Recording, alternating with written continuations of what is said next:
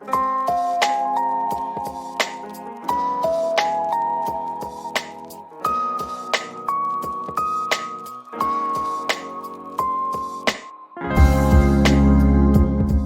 guys and welcome back to my channel.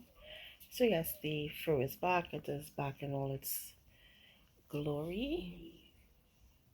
I am leaving it this way for some time. I had to start my journey again because I had to cut it because it wasn't given healthy. It wasn't given healthy. It wasn't giving. It just wasn't giving. So I did a silk press um about a week or so, 2 weeks ago, and then when I washed it out, these curls have been popping. They've been giving life. You know, sometimes people um sorry they don't want to cut their hair because they are afraid that they want length, and they want their hair to look a particular way, but I prefer have healthy hair than to have like all the time. So I will start my journey as many times as possible to have curls that look like this, yo. And this is I would have moisturized my hair, washed it, moisturized it, and I would have used Auntie Jackie's Don't Shrink. Let's not talk about the fact that its name is Don't Shrink, but the hair does shrink. Anyway, um, so yeah, I'm here because a lot has happened. I kind of want to talk about. Kind of want to talk about many things. Like, I want to talk about the fact that um, Corinne's experience with the hospital there and the teeth is very frustrating to me. She has not yet gotten the teeth, and that's kind of frustrated me because I don't think the process should have lasted this long, and I feel somehow the dentist is experimenting. Like, I feel like he probably said, I'm going to get one under my belt. I am going to get one under my belt. And so he's using Corinne as an experiment. But I'm annoyed. I am genuinely annoyed. So that's that. The last visit. Okay, so I don't think I told you all. But the first visit, when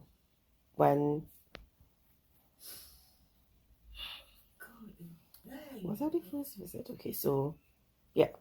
The first visit after the surgery, they would have done the second set of impressions. Okay.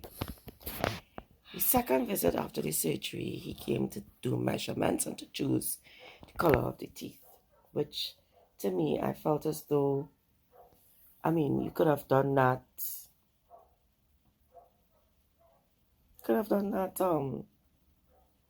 when she went to do the impressions, right? Because it just didn't make sense to me. Anyways, so that was that. Then, then, when he brought the teeth the first time for her to try on, those teeth were big. They were really big. They were ridiculously big, and I was annoyed. I was like, "What is this?" And I'll put a reference picture of what I feel like it looks like. You know, Kermit the Frog. Kermit the Frog when um Grover decided that Kermit needed teeth. The teeth were big. Corinne's mouth is small, and I just didn't understand how you could take measurements and come up with big teeth. Like, that didn't make sense to me. Anyway, um, my foot was itching to jump kick him. The dental assistant, of course, she would have seen it on my facial expression. Like, didn't have to say much, but she would have seen that I was displeased. I asked him if it could be smaller because I don't like how it looked. He said he's going back to try see how it could fix. And I'm like, but why you have to try to see if it could fix? Like, I'm not understanding that part of the process, because it's like you are the expert here, and it shouldn't be like this great trial and error in my honest opinion, because he is not a young prosthodontist. It's a old man, so he's been doing this for some time. So I was annoyed. The last visit, it was not as big as before, but it was still big, and Corinne's mouth isn't able to close. So I told him, I said, I need for her mouth to close. I need for her lip to cover the teeth. That's to tell you, the teeth are so big, Corinne's top lip cannot cover the teeth. And the whole point of taking out the teeth was to facilitate her being able to close her mouth and whatnot. So, as well. So I just didn't understand. And then when I went to give another payment on the dentures, the dental assistant was like, Caroline, you're not looking very pleased. I said, no, because it looks big, and I would hope that Corinne would get teeth that would fit her mouth. Like, that's the whole plan of it, right? Like, it would fit, and her mouth would be able to close, and And then she was like, well, the jawline's still protruding, and in order for that snug fit and for her mouth to close, they may need to do a grading down of the teeth. In my head, I'm like, so the grading down of the bone, sorry, they'll have to go back in, put her to sleep, go back in, grade down the jaw, and whatever. So I'm like, so at no point when they were doing the surgery did they realize that her gums are still protruding, and that might be cause for problems when it comes to doing the dentures. Like, nobody that was supposed to be part of the consultation. Like, these people are professionals, and so I am irritated by that process. So that's one thing. And then this week started off with I want to say bang, but then that would be that would be wrong of me to say, because I did get in a little bit of an accident where I would have hit a young cyclist off her bike. Now, the story with that is I was dropping my little cousin home. It's a dual carriage. It's a dual carriageway, right? This child decides, well, she's riding a bike. Now, on the dual carriageway, like where I was turning off, I literally had to slow down the car to turn, of course, right? Because you can't be going at 70 and just turn. You have to slow down. So I slowed down and I turned. Probably would have gotten the car down to about 40 or so, or 30. And was now building back up momentum when this child decided. Now, I saw her on the left hand of me.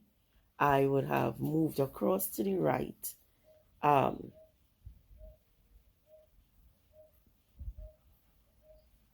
Sorry, I just literally saw the weirdest thing. Like a man is smoking a cigarette, and he stooped. No, he bent over to blow the smoke between his legs. Like, that's weird. Weird AF. Anyways, so, what was I saying? Sorry, the child now, she was on the left. I moved to the right. And as I moved across to the right, she now moved also across to the right. But she moved to the right without looking. And no matter how much I mashed that brakes, car didn't slow down sufficiently. I probably got the car down to 20 and she got hit. And then I was panicking because, like, I was like, oh my God, oh my God, oh my God, I kill the child, I kill the people child. She was on the ground for a while. Her body, she kind of went over the bonnet. So that's all of that is reason why I thought, it was bad. It was really bad. She eventually got up. I went out. I was like, oh, everything is okay with you, whatever. Are you feeling any pain? Like trying to assess the situation. And then she was like, no, I'm okay. She showed me that she got some scratches, the palm of her hand and the elbow.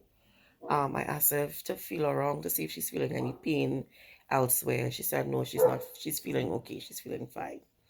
At the same time, when I looked around now, just as I was about to, like, start making advancements to call the ambulance, I saw her mom and I'm assuming her grandfather because he was older, and fully green, coming up the street. And how I stopped, I literally just stopped in the middle of the road there. So he was like, no, you need to move your car from the middle of the road and whatever. I said, no, that is the least of my worries right now. I would like for the ambulance to come. When the mom came, she started to cry. Of course, the daughter is now, Mommy, I'm hearing her ringing in my ears. I'm hearing her ringing. So, like, the shock of everything had just kicked in. And she started to cry and started to say that she wanted to vomit. And so I'm there and I'm on the phone and I'm trying to get the ambulance to come because at the end of the day, I don't want anything to be wrong with her, And the mom took her to the side. I went back in the car because the stadium next door was having some event. I think they have an event every Sunday, or they have something happening in the stadium every Sunday that it was very loud, so I couldn't really have a conversation with the paramedics. So what happened? Well, I'm now finalizing. The ambulance will come and whatever. The mom came, she knocked on the glass and she was like, hey, don't worry to tell the ambulance don't bother. I said, no, I really need for the ambulance to come and check her out and make sure she's okay. She said, no, she's fine. I'm a doctor. She's fine. So I was like, okay. I pulled to the side of the road now and I jumped out of the vehicle. And I went back to her and I told her, I'm really sorry. And she was like, no, it's my fault. I didn't look left or right. And I just rode across the road. However, so she admitted that she was wrong in the situation. But, I'm grateful for because, boy. And then to top off my night on Sunday night, I came home. I was already feeling kind of, I wouldn't say stressed, but it was a lot to deal with. That experience was very traumatic. I felt really horrible.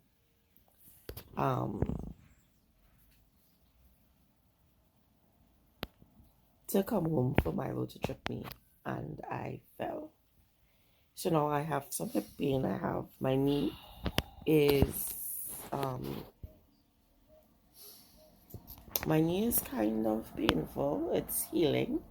I did get a bruise. I will put a picture of the cut there. I did get a bruise. But outside of that, everything else is okay. Corinne has not been sleeping, so that means I have not been sleeping. So this week, yes, I'm just really hoping that this weekend I'm able to get sufficient rest and be prepped for the next weekend of classes, which is next week. I hope you guys are doing well, and for those of you who decided to come to Trinidad Carnival, I hope you all be safe and try all the best not to get COVID because it's still around. People are still sick, getting sick and dying. So you all need to be careful.